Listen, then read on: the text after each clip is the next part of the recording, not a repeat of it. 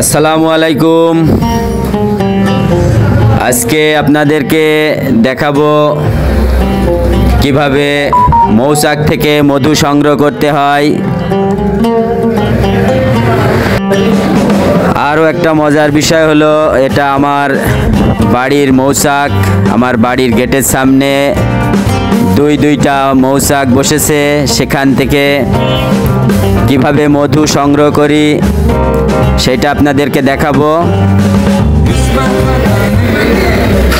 আজকের এই ভিডিওটি দেখলে আপনাদের কিছু ভুল ধারণা ভেঙে যাবে। কিভাবে মধু সংগ্রহ করতে হয় কোনো গুণমন্তর ছাড়াই। আমি একজন মধু সংগ্রহকারীকে নিয়ে এসেছি, তাকে দিয়ে আজকে এই মধু সংগ্রহ করাবো। আপনারা দেখতে থাকুন।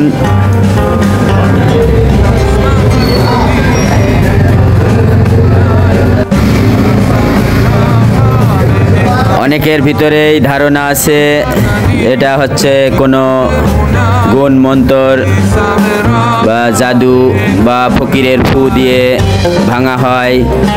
আসলে আপনারা দেখতে পাচ্ছেন এটা বিশেষ কিছু পাতা দিয়ে একটা মশালের মতো তৈরি করতে হয়।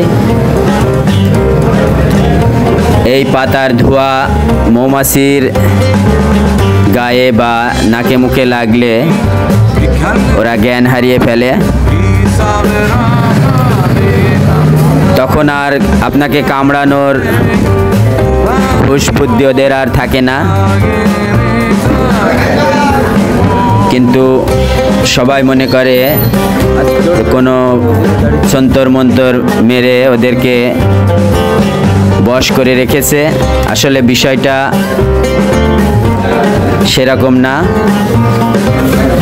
এর এক নম্বর কৌশল হলো ধোঁয়া, দ্বিতীয়ত সাহস এবং আপনার বাতাসের একটা ব্যাপার। কোন দিকে বাতাস যাচ্ছে সেই দিক থেকে ধোঁয়া দিতে হবে, যেন পরিপূর্ণ ধোঁয়াটা মাছির গায়ে লাগে।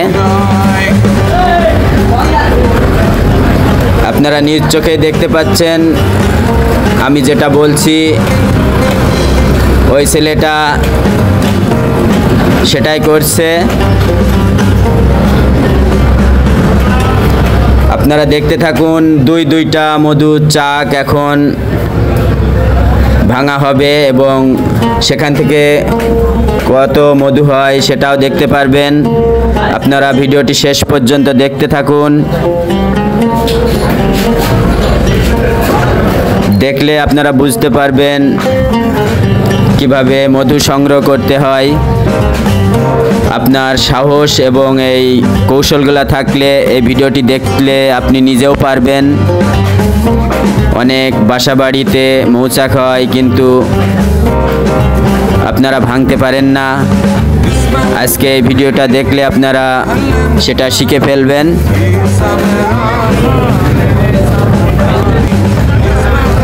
তাহলে আপনারা দেখতে থাকুন ভিডিওটি। আমার নিজ বাড়িতে দুইটা মধুর চাক বসেছে।